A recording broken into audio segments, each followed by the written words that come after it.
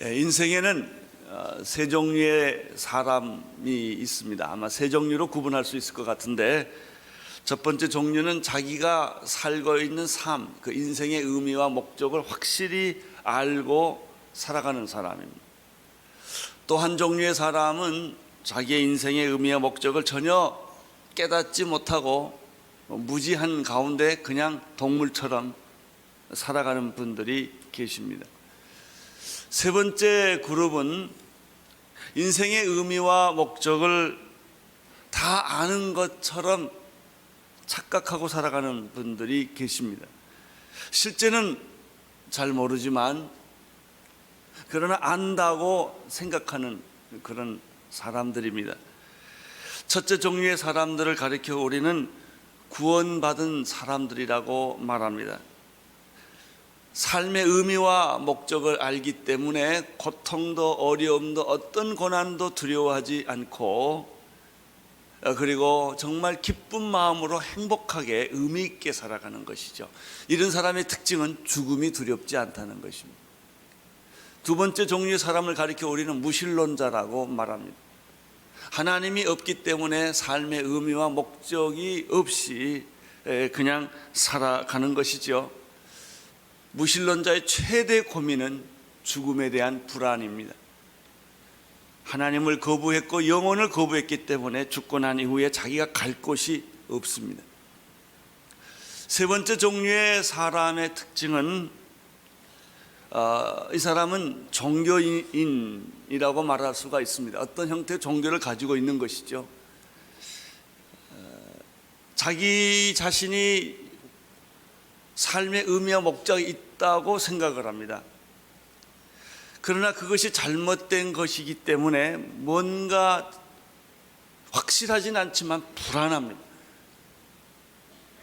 그리고 갈등이 계속되고 있는 것이죠. 이 사람은 적당히 살아갑니다. 뭔가 지금 잘못되고 있다는 걸 압니다. 근데 그게 무엇인지를 확실하게 잡을 수가 없습니다. 이 세 번째 종류의 사람이 오늘 성경에 나타난 니고데모라고 하는 사람입니다. 이 니고데모는 어떤 사람인가? 1절에 그 사람에 대한 몇 가지 정보를 얻을 수가 있습니다. 1절을 함께 보시겠습니다. 시작. 바리새인 중에 니고데모라 하는 사람이 있으니 유대인의 관원이라. 그에 대한 설명은 첫 번째, 바리새인의 그룹에 속한 사람이라고 하는 것이죠. 우리가 아는 대로 바리새인이란 말 자체가 분리주의자입니다. 나는 너와 다르게 산다는 것이죠. 나는 하나님의 율법대로 말씀대로 그것을 100% 완벽하게 지키며 살고 있는, 그렇기 때문에 인생의 의미와 목적을 확실히 알고 있다고 생각하는 그런 사람입니다. 아주 엄격하게 도덕적으로 말씀 따라 살아가려고 애를 쓰는 사람이기 때문에 유대인들 사이에 굉장히 존경받는 그룹입니다. 예수님 당시에는 약 이런 바리새인들이 6천 명 정도 됐다고 합니다. 이들 가운데는 대율법학자나 경건한 지도자들이 많이 배출되었습니다. 예수님 당시에 가장 큰 도덕적 그리고 종교적인 세력이었습니다. 이 사람이 바리새인인데 니고데모는 그 바리새인의 멤버 중에 하나였습니다. 두 번째 1절에 보면은 바리새인 중에서도 유대인의 관원이라고 말했는데, 이 유대인의 관원이라고 하는 것은 그 당시에 사내들인 공회의원을 의미합니다. 약 7천 명 중에서도 70명이 뽑히는 사람입니다. 그 사람들은, 이 사내들인 공회는 정치, 경제, 사회, 종교의 모든 법 집행을 할 수 있고 경찰권을 가지고 있는 아주 권력에 집중화되어 있는 그런 단체입니다. 거기서 결정되면 모든 것이 다 그대로 결정이 되고, 거기서 형을 집행하면 다 형을 집행합니다. 사형 외에는 다 할 수 있는 그런 힘이 있는 기관이었는데, 이 바리새인이 니고데모라는 사람이 바리새인의 그룹에 속하면서도 특별히 사내들인 공회의 멤버였다고 하는 것입니다. 요한복음에서는 이 니고데모에 대한 정보를 좀 더 주고 있습니다. 10절을 보면은 예수님께서 니고데모에게 이렇게 말을 합니다. 내가 이스라엘의 선생으로서 이것도 모르느냐라고 예수님이 말씀하신 적이 있는데, 그런 걸 보면 이 사람은 바리새인과 유대인의 관원일 뿐만 아니라 선생이라고 하는 칭호를 받는 지성인의 그룹에 속했다고 하는 것이죠. 최고의 지성인에 속하는 그런 사람이었습니다. 그 다음에 이 요한복음 19장으로 제일 뒤로 가보면 다시 니고데모가 나타납니다. 19장 39절에 보면은 거기에 이렇게 설명, 밤에, 아주 오래 예수님 초창기 시대 밤에 예수님을 찾아왔던 니고데모라가 다시 등장을 하는데, 그때는 변화된 니고데모로 등장을 합니다. 예수님이 십자가에 못 박혀 돌아가셨을 때 그 장례식을, 시신을 처리해 주는 장면이 여기 소개되고 있습니다. 근데 그 내용을 보면 니고데모가 굉장히 부유한, 재정적으로 여유 있었던 사람이라는 그 내용을 알게 됩니다. 보십시오. 19장 39절에 보면은 일찍 예수께 밤에 나타났던 니고데모는 몰약과 침향 섞은 것을 100근쯤 가지고 온지라. 이 정도면 굉장히 경제적인 능력이 있는 거죠. 이에 예수의 시체를 가져다가 유대인의 장례법대로 그 향품과 함께 세마포에 싸서 마지막 예수님의 시신을 처리해 준 사람이 누구냐면은 오늘 이 밤에 찾아왔던 니고데모라고 하는 사람이었다는 것이죠. 우리는 이렇게 정리를 해보면 니고데모는 바리새인의 종교적인 그룹에 속했고, 유대인의 관원이라고 하는 권력 그룹에 속해 있고, 그리고 그는 그럴 뿐만 아니라 굉장히 지성인 그룹에 속해 있고, 경제적으로도 여유가 있는 그런 사람입니다. 한마디로 말하면 불편한 게 없는 사람이고, 인정받는 사람이고, 배고픈 사람이 아니라는 것입니다. 옷을 못 입거나 배고프거나 또 억울하게 살거나 이런 사람이 아니라 모든 것을 그 당시에 누릴 수 있는 그런 사람이었습니다. 그런데 문제는 오늘 요한복음 3장에 들어가자마자 이 사람이 밤에 예수께 찾아왔다고 하는 것이죠. 자, 2절을 보시겠습니까? 2절 시작. 그가 밤에 예수께 와서 가로되 랍비여, 우리가 당신은 하나님께로서 오신 선생인 줄을 아나이다. 하나님이 함께 하시지 아니하시면 당신의 행하시는 이 표적을 아무라도 할 수 없음이니이다. 그는 그렇게 사람한테 아부를 하고 살 만한 형편이 아니에요. 배고픈 사람도 아니고 밤에까지 찾아올 필요가 있는 사람도 아니고, 그 당시에 아무런 검증이 되지 않았던 예수라는 젊은 청년에게 찾아와서 인생을 상담할 만한 그런 위치에 있는 사람이 아니라는 것입니다. 그런데 우리가 3장 2절에 보면은 이 바리새인이요, 유대인의 관원이요, 지성인이요, 부자인 이 사람이 왜 예수께 찾아왔냐 하는 거예요. 안 와도 되는데. 그리고 대낮에 안 오고 왜 밤에 찾아왔느냐 하는 것입니다. 이 두 가지 질문을 해보면 우리는 니고데모에 대해서 다음과 같은 사실을 깨닫게 된 것이죠. 모든 것을 가졌으나 뭔가 불안하다는 것입니다. 영적으로 그는 자신만만하게 살아가는 사람이라고 자타가 공인했는데, 이 자기 자신 앞에서 뭔가 예수라는 청년을 만나지 않으면 안 되었고, 뭔가 밤에 찾아오지 않으면 안 되는 그 영적인 불안함, 호기심이 있었다고 하는 것이죠. 도대체 예수라는 청년은 누구일까? 그 예수님이 오셔서 말씀하시고 병자를 고치고 귀신을 쫓아내는 모든 행위를 그 뒤에서 관찰하면서 강력한 어떤 호기심이, 지적인 호기심이 발동을 한 거예요. 조금 더 얘기를 해보면 지금까지 자기가 믿어왔던 율법, 종교적인 모든 그 엄격한 삶을 송두리째 뒤흔들어 놓은 분이 예수였다고 하는 거예요.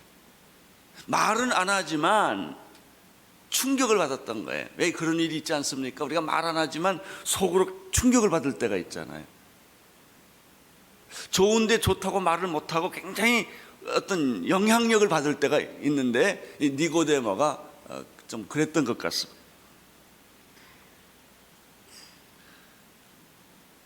이 청년 예수라는 사람에 대해서 어쩔 줄을 모르는 거예요. 비판할 수도 찬송할 수도 없는 그런 생각이 든 것입니다.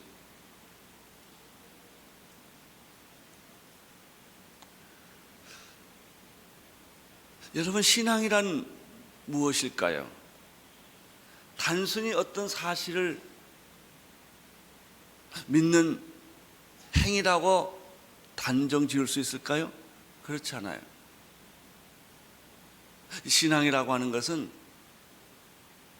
의심과 혼란과 극도의 호기심의 과정에서부터 출발하는 겁니다. 처음부터 믿는다가 안 돼요.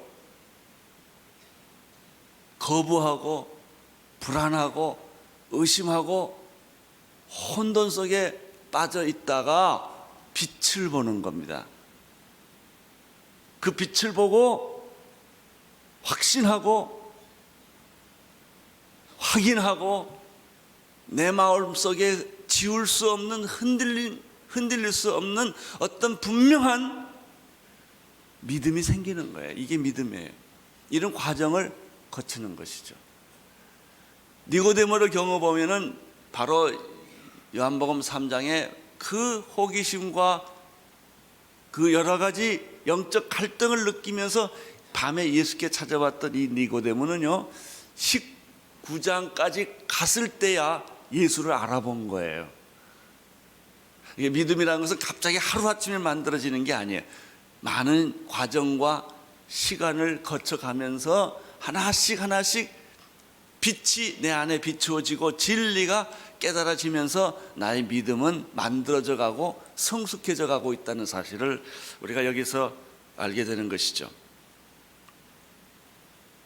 니고데모가 예수님께 찾아왔습니다. 그리고 첫 번째 니고데모는 이런 질문을 던지죠.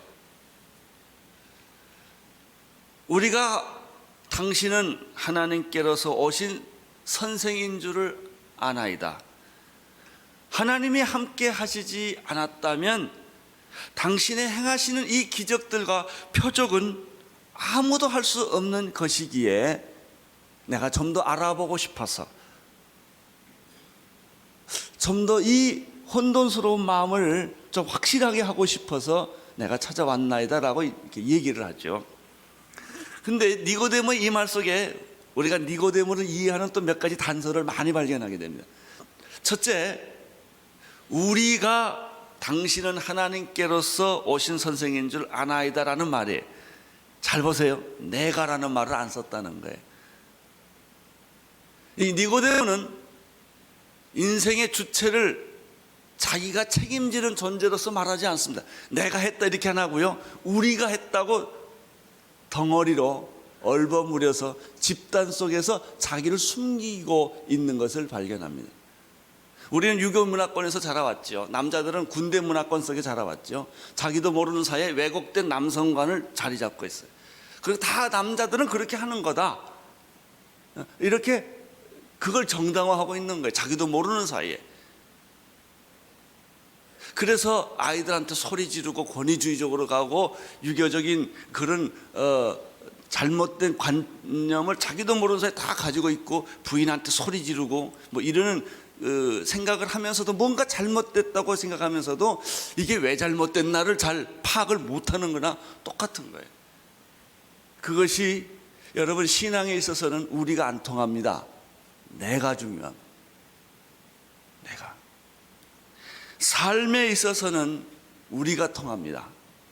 죽음에 있어서는 우리가 안 통합니다. 우리가 같이 안 죽어요. 내가 죽지. 아무리 부인하고 같이 살아도 죽을 때 같이 안 죽습니다. 병들면 내가 죽지 부인까지 도매 꿈으로 죽지 않는단 말이죠. 천국 갈 때도 마찬가지. 그러나 이 니고데모는 우리라고 하는 집단적 개념 속에서 자기를 정당화하고 살았다는 거예요. 또 한 가지 니고데모의 말 속에서 발견하는 게 있습니다. 우리가 당신은 하나님께로서 오신 선생인 줄을 아나이다, 믿는다, 이렇게 말을 안 합니다. 그 사람은 믿음의 사람이 아니라 인식의 사람이에요. 여러분, 아는 것이 힘이 아니에요. 많이 알면 괴로워요. 믿음이 힘이에요. 아는 단계를 넘어서면 믿음의 단계로 가는 것인데, 아직 이 니고데모는 모든 정보, 사실, 확인, 이런 인식의 단계에 머물러 있다는 것이죠.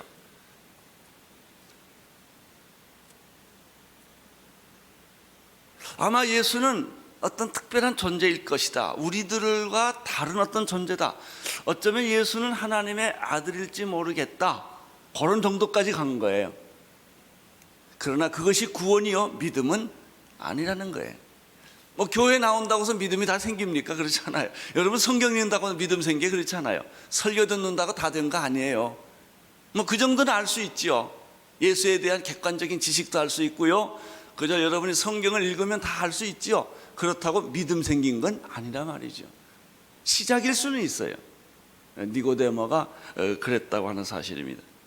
또 한 가지는, 당신이 하나님께로서부터 온 사람이 아니라면 지금까지 당신이 베풀었던 기적은 아무나 베풀 수 없는 것입니다 라고 말한 걸 보면은, 니고데모의 지식 가운데는, 그의 인식 가운데는 예수가 분명히 초자연적인 일들을 행하고 있는 분이다 라고 하는 걸 인정한 거예요.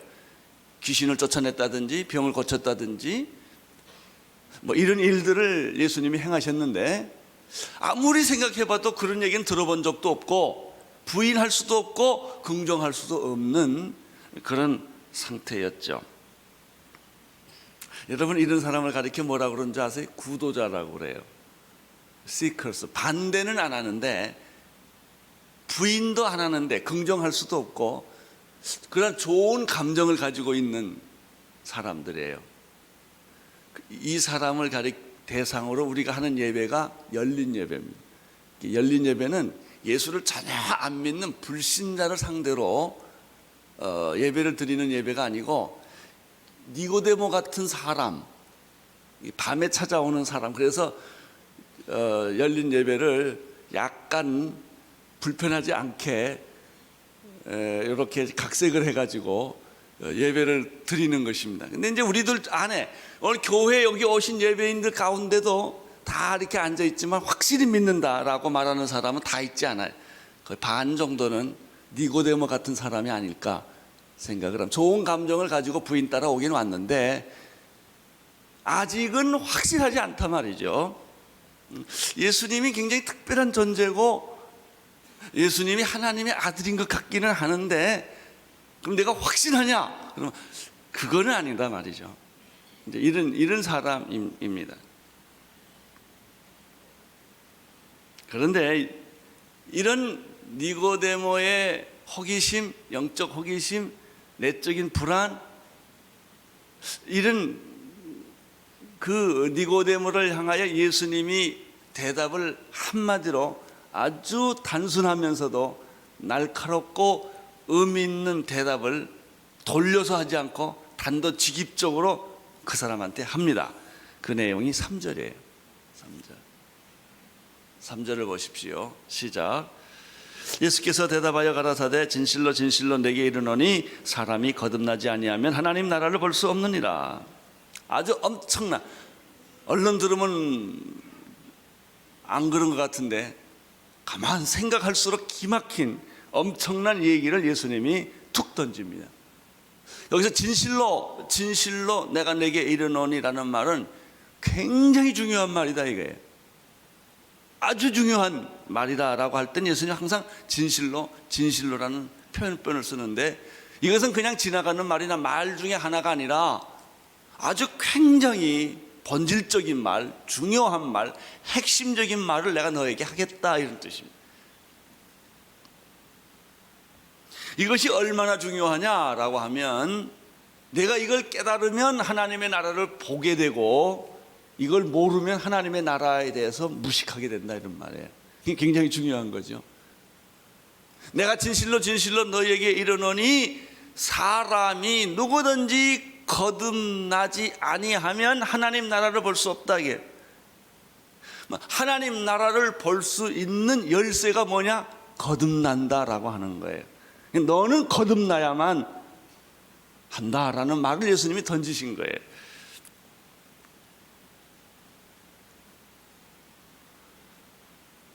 우리의 가치관과 종교의 문제의 핵심은 바로 여기에 있어요. 거듭남을 받았느냐 하는 거예요.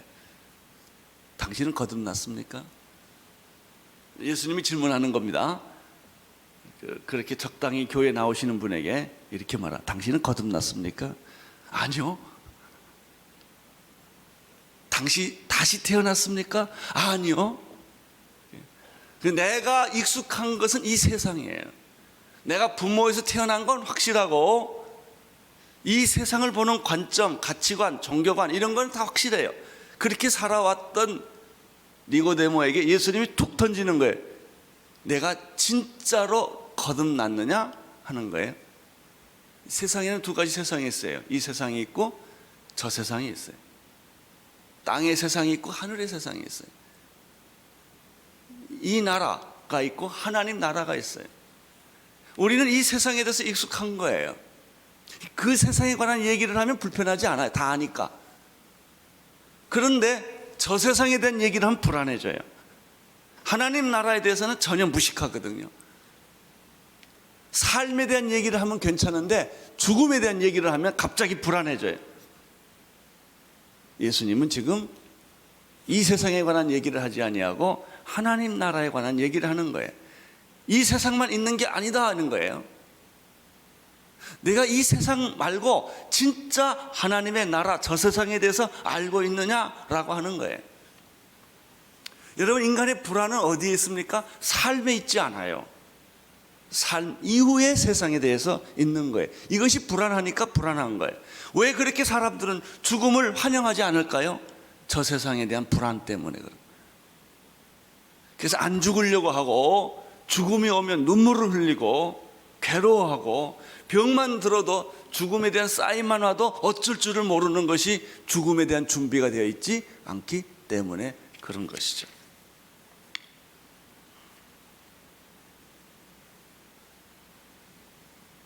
죽음 이후에는 아무것도 없을까요? 네, 그렇게 생각하는 사람이 있어요. 만약에 죽음 이후에 아무것도 없다면 사람이 동물과 다를 게가 뭐 있겠어요?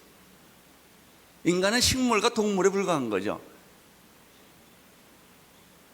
이 세상이 전부고 저 세상이 없다, 천국도 없고 영원도 없다, 현실만 있다라고 하면 그렇게 도덕적으로 살 이유가 없는 거예요.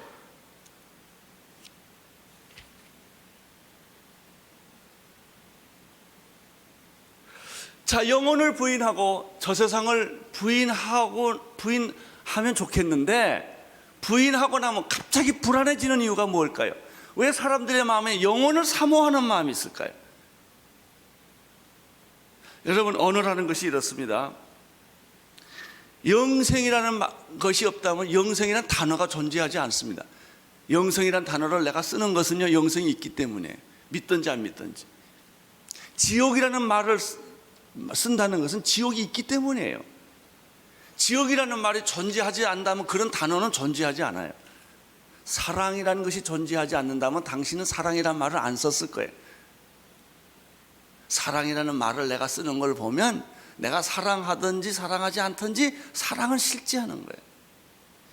미움이라는 단어를 내가 인간이 쓰고 있다는 것은 인간 안에 미움이 있다는 것을 의미하는 것이죠.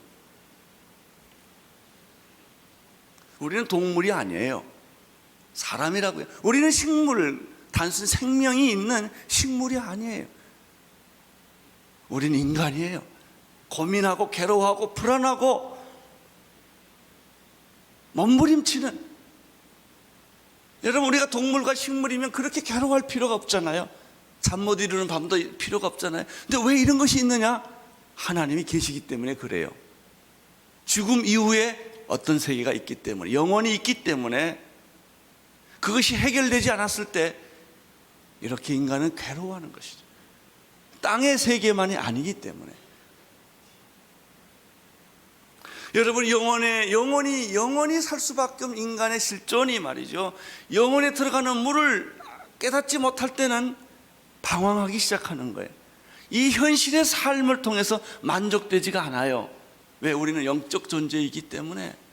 우리는 동물이거나 식물이 아니기 때문에.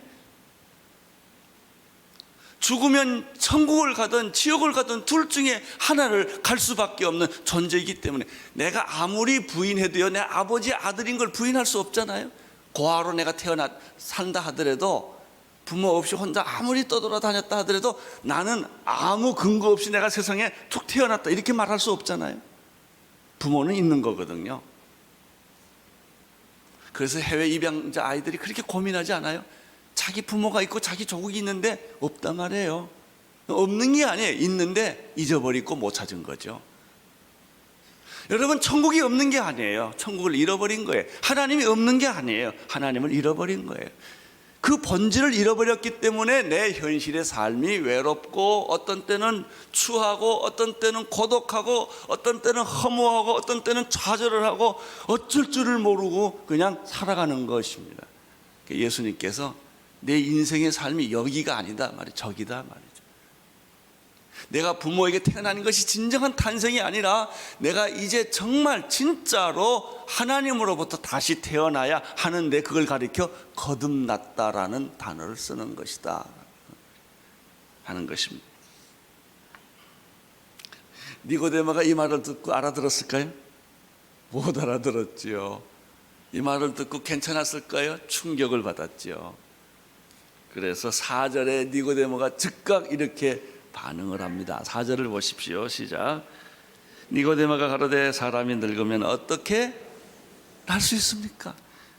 두 번째, 모태에 들어갔다 나오라는 말입니까? 라고 니고데모가 즉각 반응합니다.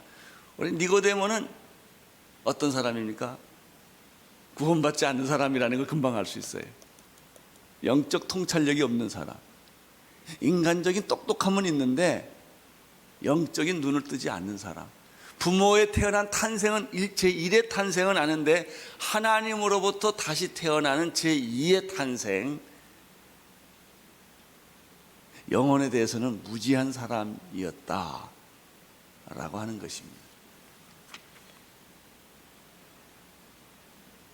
여러분은 어떻습니까? 교회 나오시는 것까지는 제가 알겠습니다. 근데 제2의 탄생을 아십니까?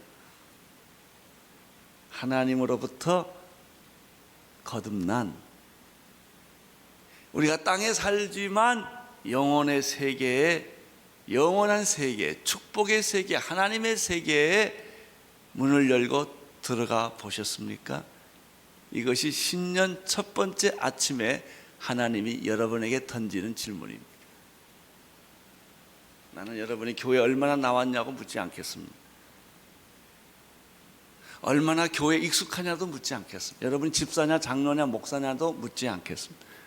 여러분이 예수 믿는 가정에 태어났느냐 안 나느냐 이런 것도 중요하지 않아요. 그것이 여러분의 구원을 결정하지 않아요. 속지 마십시오. 교회에 나왔다고 구원받은 거 아닙니다. 이제 예수님의 말씀을 들으셔야 합니다. 당신은 거듭났습니까? 정말 제2의 탄생을 알고 있습니까? 오늘 설교는 이 질문을 던짐으로 끝을 냅니다. 그리고 다음 주일날 이 질문에 대한 대답을 합니다. 아주 중요한 것입니다. 진실로 진실로 내가 너에게 말한다. 사람이 두 번째 태어나지 않으면 하나님의 나라에 대해서 알 수도 만질 수도 볼 수도 맛볼 수도 없다. 제1의 탄생은 동물적인 것이다. 제2의 탄생이야말로 당신의 인생의 진정한 가치와 의미를 알게 되는 것이다.